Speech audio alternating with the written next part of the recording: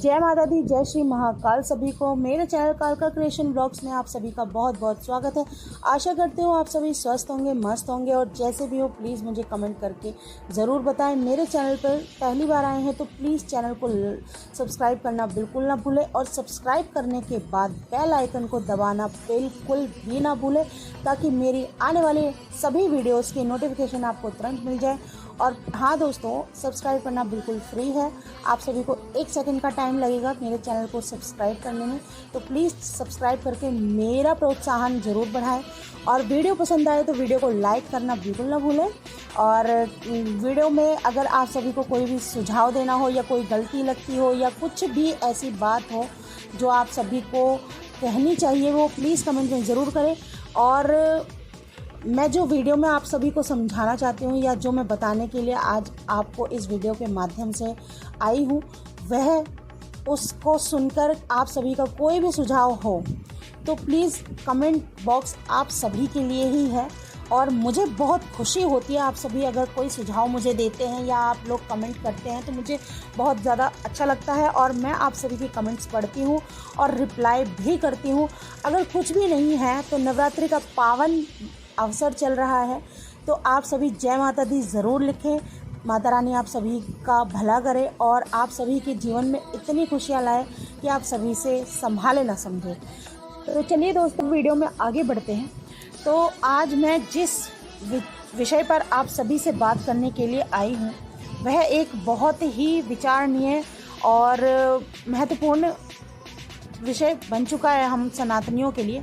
तो जैसा कि आप सभी ने देखा ही होगा, पिछले 15 दिनों से एक न्यूज़ चल रही है और उस न्यूज़ पर मैं आप सभी से बहुत पहले से ही बात करना चाहती थी, लेकिन क्योंकि कुछ काम में व्यस्त होने के कारण और इस विषय पर मैं जब तक खुद श्योर नहीं थी ना, जब तक मैंने कुछ भी टिप्पणी करना सही नहीं समझा, जब मैंने बिल्कुल अच्छे से हर चीज़ को समझा और अपने विचारधारा से जो मुझे लगा कि मुझे आप सभी के साथ जो बातें शेयर करनी चाहिए, जो बातें साझा करनी चाहिए, मैं उस बात को आप सभी से कहने के लिए आई हूँ। अगर आप सभी मेरे बात से सहमत हों तो प्लीज़ मुझे समर्थन करें और समर्थन करने के लिए आप वीडियो को लाइक कर सकते हैं और अपने विचार को कमेंट कर सकते हैं। तो जैसे कि आप सभी ने तिरुपति बालाजी मंदिर की जो न्यूज़ चल रही है 15 दिनों से, वह आप सभी सुन रहे होंगे और आप सभी ने देखा ही होगा। तो तिरुपति बालाजी मंदिर हम सनातनियों के कितनी बड़ी आस्था का केंद्र है और वैष्णव समाज के लिए तो बहुत ही ज़्यादा बड़ा एक धार्मिक केंद्र बिंदु है। कोई भी ऐसा सनातनी नहीं होगा जो वहाँ नहीं जाना चाहता होगा। और हम हर सनातनी जो एक भगवान में विश्वास करता है और जो भगवान विष्णु में खासकर जो विश्वास करता है, उसके लिए तो वहाँ पहुँचना बहुत ही सौभाग्य का विषय होता है। और हर सनातनी चाहता है कि वह अपने जीवन में एक ना एक बार तिरुपति बालाजी के दर्शन जरूर करें। और रोज़ वहाँ पर न जाने कितने सनातनी प्रतिदिन दर्शन करते हैं और भगवान तिरुपति बालाजी से अपनी अरदास करते हैं।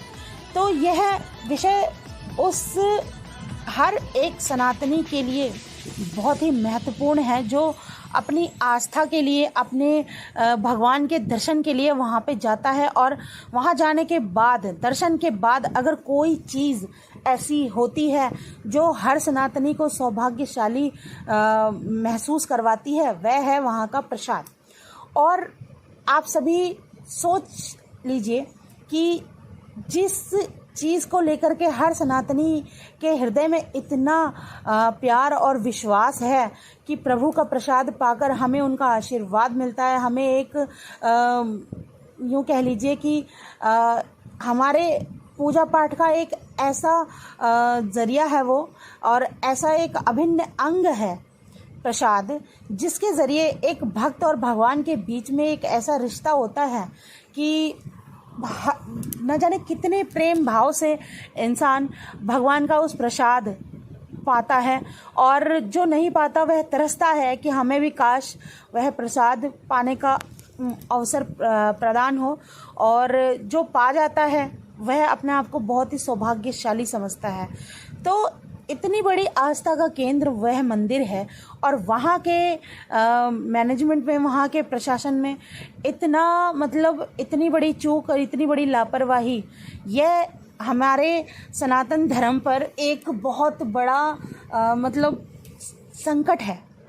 यूँ कह लो कि एक तरह की ऐसा वार है हमारी सनातनियों की धर्म पर कि इस चीज़ को हम चाह कर भी मतलब भूल नहीं पाएंगे और भूलना भी नहीं चाहिए। मैं तो यही कहूँगी कि भूलना भी नहीं चाहिए।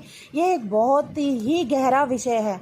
इस पर चाहिए सरकार को बहुत सख्त से सख्त कोई कानून बना करके जो भी इसके आरोपी हैं उनको पहले तो जितनी जल्दी हो सके उतनी जल्दी सज़ा मिले। और मैं एक चीज़ ये कहना चाहूँगी, मुझे मालूम है कि पता नहीं मेरी इस बात को कोई समझेगा नहीं समझेगा, लेकिन मैं ही अकेली ऐसी नहीं हूँ।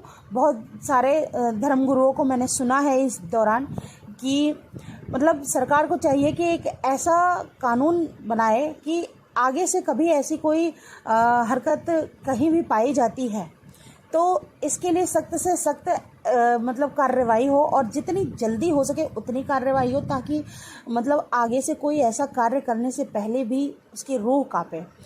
तो दोस्तों ये सब तो चलो हमारे हाथ में नहीं है। ये सरकार और वहाँ के प्रशासन, मंदिर की कमेटी या जो भी मतलब एक अधिकारी हैं वही ये सब फैसला ले सकता है या तो सरकार ले सकती है। हमारे हाथ में नहीं है वहाँ का मैनेजमेंट संभालना या मतलब किसी भी मंदिर का मैनेजमेंट संभालना।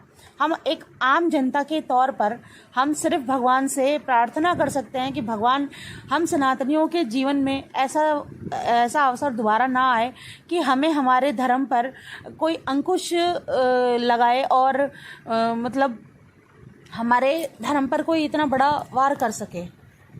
ये कहीं ना कहीं सनातन धर्म के प्रति एक साजिश है विरोधियों की कि वह सामने से तो हमारा कुछ नहीं कर सकते, लेकिन हमारी आस्था को इस प्रकार ठेस पहुंचाते हैं।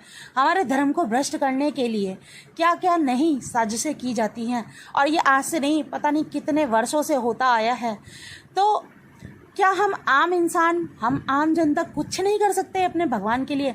हम न जाने कितने अपने वो करते हैं, जप तप व्रत पूजा, न जाने हम कितनी मेहनत करके वहाँ दर्शनों के लिए पहुँचते हैं और अपनी मेहनत की कमाई का एक अंश लगा करके ऐसे धार्मिक स्थलों पर जाते हैं ताकि हम अपने मतलब इस मानव शरीर के लिए, अपने इस मानव जन्म के लिए कुछ पुण्य प्रताप एकत्रित कर सके, अपने प्रभु के लिए वह प्रीति एकत्रित कर सके। और जो हमारे सनातन धर्म का एक अभिन्न अंग है, हमारी आस्था का जो इतना बड़ा मतलब हमारी आस्था का इतना बड़ा कार्य है, जो हम अपने भगवान को नैवेद्य भोग लगाते हैं, उसके साथ इतनी बड़ी छेड़छाड़ हो सकती है, कभी किसी ने सोचा भी नहीं होगा। लेकिन दोस्तों ये सिर्फ एक अकेले तिरुपति बालाजी मंदिर में होता है, ये कैसे हम सोच सकते हैं? क्योंकि वहाँ की जो ये गलती है यह मीडिया के थ्रू बाहर आ गई और यह प्रचलित हो गई तो हमें वहाँ के बारे में पता चल गया। लेकिन कैसे मान लिया जाए कि अन्य मंदिरों में ऐसा नहीं होता होगा, या अन्य मंदिरों में जो प्रसाद मिल रहा है वो शुद्ध होता होगा, या हम जो भोग लगा रहे हैं वह शुद्ध है? तो दोस्तों मेरा दिल तो नहीं मानता कि ऐसा बाकी जगह जो होता होगा वह सब सही ही होता होगा। हो सकता है कि सही भी होता हो, लेकिन क्योंकि यह मामला इतना ज़्यादा उजागर हो चुका है तो कहीं ना कहीं मन में विचार तो आता ही है कि क्या जो हम प्रसाद भगवान को चढ़ा रहे हैं वह शुद्ध है? क्या जो हम जिस भावना से हम अपने भगवान को भोग लगा रहे हैं वह प्रसाद जो है वह शुद्ध होगा? क्या जिस गौ माता को हम इतना पूजनीय मानते हैं उनके साथ इतनी क्रूरता होती है और उस पदार्थ को बनाने के लिए, क्या वह हमें माफ़ कर पाएंगी? या हम जो जिस भाव से हम भगवान को वह प्रसाद भोग लगाते हैं क्या वह भगवान स्वीकार करते होंगे? मुझे तो नहीं लगता ऐसा अशुद्ध भोग ऐसा अशुद्ध प्रसाद भगवान स्वीकार करते होंगे। तो क्या दोस्तों हम कुछ कर नहीं सकते? हम आम जनता होने के नाते हम कुछ नहीं कर सकते? मैंने बहुत विचार किया इस मुद्दे पर कि हम क्या कर सकते हैं। तो दोस्तों, मेरे जो अपने विचार हैं वह मैं आपके साथ साझा कर रही हूँ। आप सब में से जो भी मेरी बात से सहमत हो, प्लीज़ मुझे कमेंट में ज़रूर बताएं कि हाँ मैं सही हूँ या गलत हूँ। तो मेरे विचार कुछ इस प्रकार हैं कि क्यों ना हम एक नई मुहिम, एक नया कदम बढ़ाएं, अपने धर्म को स्वयं बचाएं।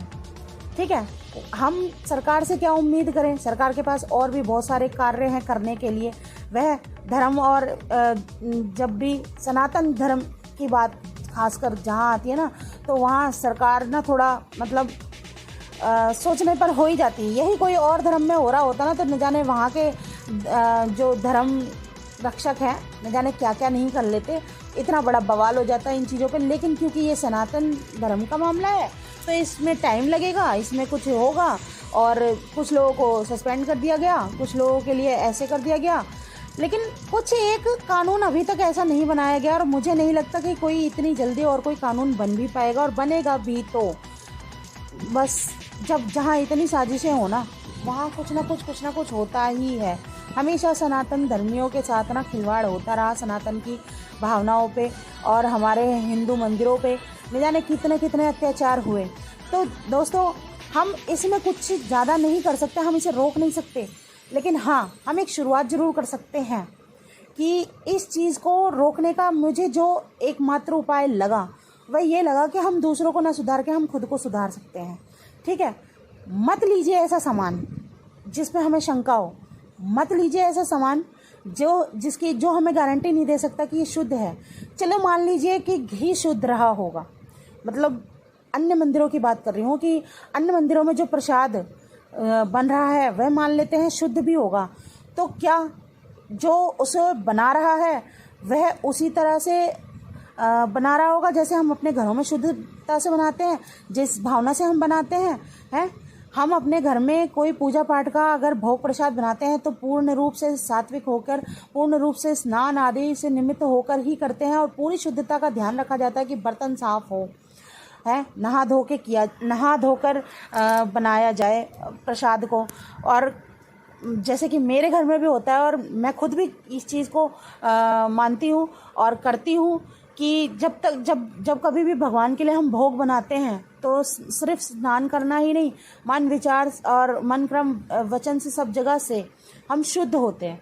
शुद्ध अपने मन को भी उसी अपने प्रभु के प्रति बिल्कुल समर्पित करके भोग प्रसाद बनाते हैं, और पूर्णतः उस चीज़ का ध्यान रखा जाता है कि बर्तन साफ हो, और जिस जगह वो बन रहा है वह जगह साफ हो, उस शुद्धता का पूरा ध्यान रख करके हम प्रसाद बनाते हैं। तो क्या वह दुकानें या वो मतलब वो जगह जहाँ पे वो प्रसाद बनाया जा रहा है वो उसी प्रकार से शुद्ध होगा जिस प्रकार से हम अपने घरों में कर सकते हैं? मुझे नहीं लगता। चलो मान लिया बनाने वाले कारीगर नहा धो के बनाते होंगे या वह जगह शुद्ध होती होएगी, लेकिन क्या उनके विचार शुद्ध होते होंगे? क्या वह चप्पल जूते पहन के नहीं बनाते होंगे? चलो मान लिया चप्पल जूते पहन के भंडार घर में या मतलब जहाँ पे वो प्रसाद बनता है वहाँ नहीं जाते होंगे, लेकिन क्या वह बर्तन को अच्छे से साफ करते होंगे? तो बहुत सारी ऐसी चीज़ें हैं जो मेरे मन में तो बहुत सारे विचार लाती है। ठीक है, तो इसका एकमात्र मुझे ये जो लगा कि इसका एकमात्र उपाय यही है कि अपनी धर्म की रक्षा हम स्वयं करेंगे, अपनी शुद्धता का मापदंड हम खुद स्थापित करेंगे, और अपने भगवान के प्रति जो हमारे भाव हैं वह हम खुद प्रकट करेंगे।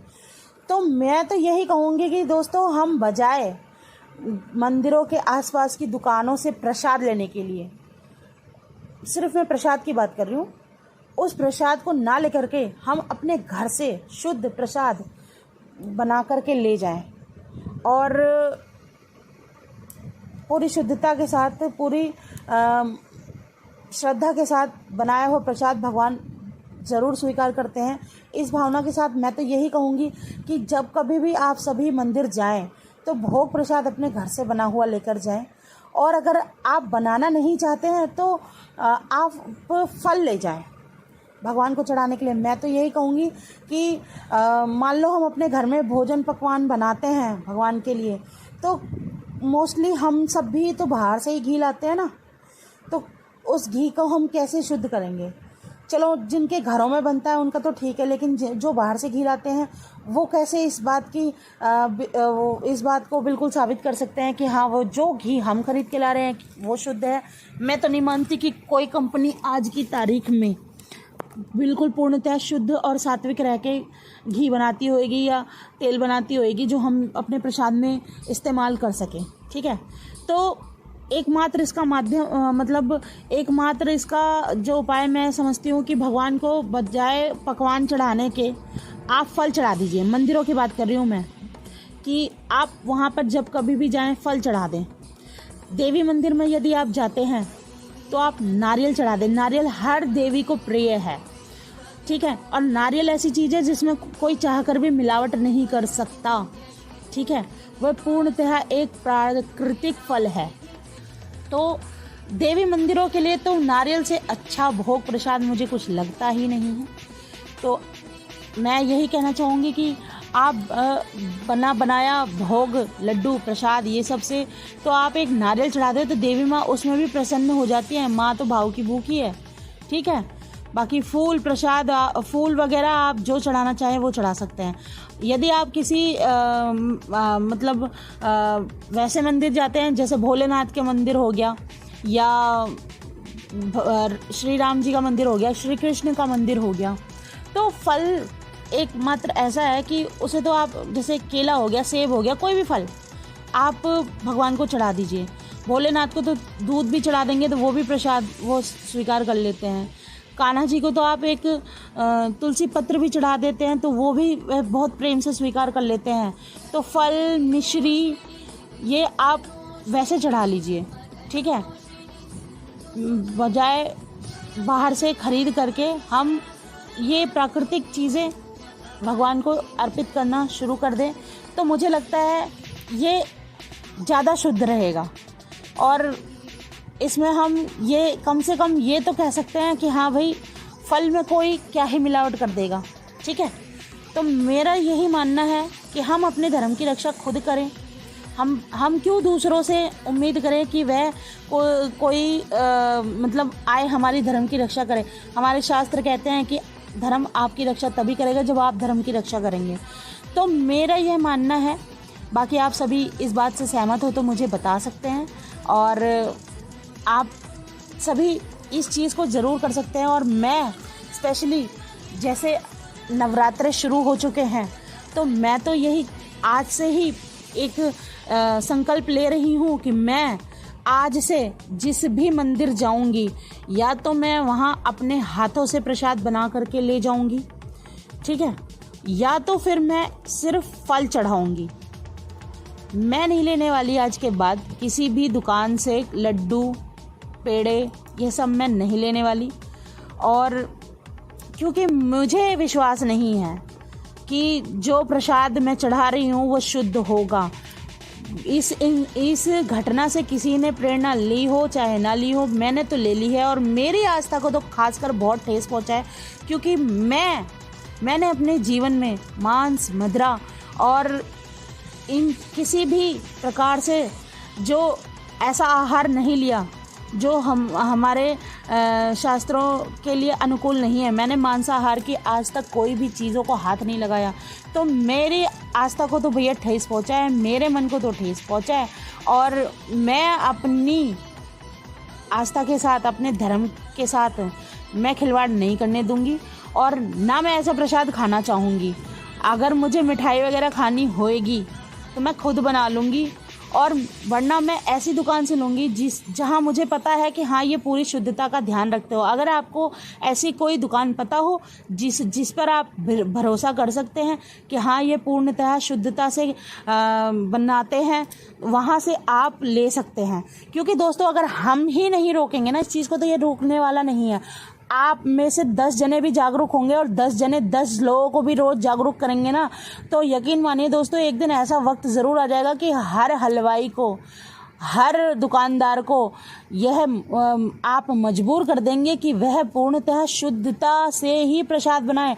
जैसे मतलब आजकल आपने देखा होगा, बाबा बागेश्वर धाम वाले एक मुहिम चला रहे हैं कि सनातनी नाम लिखवा लें अपनी दुकान के आगे। तो यकीन मानिए दोस्तों, बहुत से लोगों ने करवा भी लिया इस चीज़ को, ठीक है। तो आप और हम जैसे ही हैं जो समाज में बदलाव ला सकते हैं। अगर हमने ये चीज़ लेनी बंद कर दी ना, तो हर दुकानदार, आप देख लेना, अपने दुकान के आगे लिखवा लेगा कि यहाँ पूर्णतः शुद्धता से प्रसाद बनाया जाता है, पूरे नियम कानून के साथ बनाया जाता है, शास्त्रों के अनुकूल बनाया जाता है। आप यकीन मानिए दोस्तों, ये कदम अगर हमने उठा लिया ना, हम खुद अपने धर्म की रक्षा कर लेंगे। हमें किसी चीज़ की ज़रूरत नहीं, हमें मतलब सिर्फ जागरूक होने की देरी है। अगर हमने यह काम कर लिया ना, तो हर हलवाई शुद्धता का ध्यान रखने लगेंगे और हर कंपनी शुद्धता का ध्यान रखने लगेगी। आप देख लेना, हर कंपनी ना अपनी वीडियोस में, प्रमोशंस में दिखाने लगेगी कि जी हम सनातन धर्म को मतलब सनातन धर्म के हर नियम का पालन करते हुए प्रसाद बनाते हैं। यकीन मानिए दोस्तों, ये चीज़ हो जाएगी। बस आप और हमें जागरूक होने की देरी है। हम और आप मिलकर ये कदम उठा लेंगे ना, तो ज़रूर ये काम ज़्यादा मुश्किल नहीं है। और वैसे भी आजकल तो सोशल मीडिया बहुत पावरफुल है। तो आप सभी मेरे इस मुहिम में मेरा साथ दीजिए और मतलब मत लीजिए। अगर इसी नवरात्रि से अगर आपने यह प्रण ले लिया, यह संकल्प ले लिया ना कि हम बना बनाया प्रसाद चढ़ाने के बजाय अपने हाथ से प्रसाद बना के चढ़ाएंगे और पूरी शुद्धता से बनाएंगे, और अगर हमारे पास इतना वक्त नहीं है कि हम प्रसाद बना कर ले सके, तो हम अपने भगवान को फल चढ़ाएंगे, ठीक है। तो जिसके जेब अगर फल के लिए भी अलाउ नहीं होती, मैं समझ सकती हूँ कि हर किसी के पास इतना सामर्थ्य हमेशा नहीं होता कि भाई हम अगर रोज़ मंदिर जा रहे हैं तो रोज़ फल लेके जाएंगे। अरे आप अपने भगवान को फूल चढ़ा दो एक प्यार से, वो भी भगवान को मंजूर है। नहीं कुछ है तो आप संकल्प करके जो आपसे 11, 21, 51 हो सके भोग प्रसाद के नाम का मंदिर में आप वैसे ही चढ़ा दीजिए। वह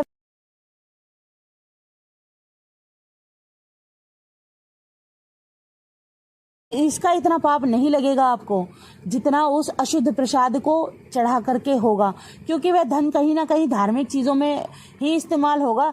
तो भोग प्रसाद के नाम पे आप धन भी चढ़ा सकते हैं, ठीक है, लेकिन अशुद्ध प्रसाद ना चढ़ाएं।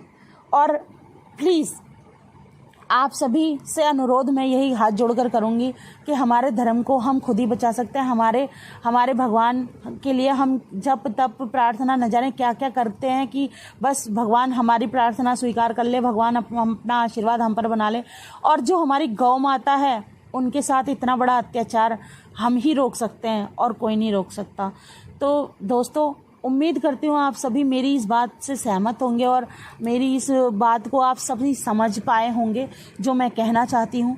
तो प्लीज़ आप सभी भी एक संकल्प लीजिए कि हम अपने धर्म की रक्षा करेंगे। आज के बाद हम अपने भगवान को अशुद्ध प्रसाद नहीं चढ़ाएंगे, तो ताकि हम आगे अपने आने वाली पीढ़ियों को इस अशुद्ध प्रसाद से बचा सकें और हमारी जो धार्मिक भावनाओं को जो ठेस लग रही है ना, इससे हम बच सकें। क्योंकि बहुत ही पुण्यों के बाद हमें यह शरीर मिलता है और हम उस शरीर से भक्ति करते हैं, और हमारी भक्ति के साथ कोई खिलवाड़ करे, यह हमारे लिए अनुकूल चीज़ नहीं है। तो दोस्तों, अपनी भावनाओं को अपने भगवान तक पहुंचाने के लिए थोड़ी मेहनत कर लेंगे तो कुछ नहीं चला जाएगा। भगवान हमें उसका भी कहीं ना कहीं अच्छा ही फल देंगे कि देखो मेरा भक्त मेरे लिए अपना कीमती समय निकाल कर, अपनी मेहनत करके मेरे लिए भोग प्रसाद बना के लाया है। क्योंकि भगवान सिर्फ भाव के भूखे। आप भगवान को अपने हाथ से जो बना के देंगे ना, यकीन मानिए दोस्तों, बहुत बहुत प्रसन्न होते हैं भगवान इससे। आपने तो देखा होगा, शबरी के झूठे भेर भगवान राम ने खा लिए क्योंकि उनका भाव था। सुदामा के कच्चे चावल भगवान कृष्ण ने खा लिए क्योंकि वो है उनका भाव था, ठीक है। तो सिर्फ भगवान भाव के भूखे हैं। आपके महंगे महंगे भोग प्रसाद के भूखे नहीं हैं। आप कुछ भी नहीं तो आप मीठे चावल भी भगवान को बना देंगे ना, वो भी, उससे भी वो प्रसन्न हो जाएंगे। लेकिन क्योंकि उसमें आपका प्यार है और शुद्धता का ध्यान रख के आपने बनाया है, तो वह स्वीकार करेंगे भगवान। तो दोस्तों, आशा करती हूँ आप सभी मेरी बात समझ गए होंगे और आगे से आप सभी भी इन चीज़ों का ध्यान रखेंगे। तो इसी भावनाओं के साथ, इसी अपने विचारों के साथ आप सभी को मैं प्रणाम करना चाहूँगी और इस वीडियो से आप सभी से विदा लेना चाहूँगी। उम्मीद करती हूँ, आशा करती हूँ आप सभी नवरात्रों की तैयारियाँ बहुत अच्छे से कर चुके होंगे और माता रानी आप सभी के घरों में आए, आप सभी पर अपना आशीर्वाद बनाए और आप सभी के सारे कष्ट कलेश हर के आप सभी की ज़िंदगियों में खुशहाली लाए। इसी प्रार्थना के साथ मैं आप सभी से विदा लेती हूँ। जय माता दी, जय श्री महाकाल। मिलते हैं अगली वीडियो में।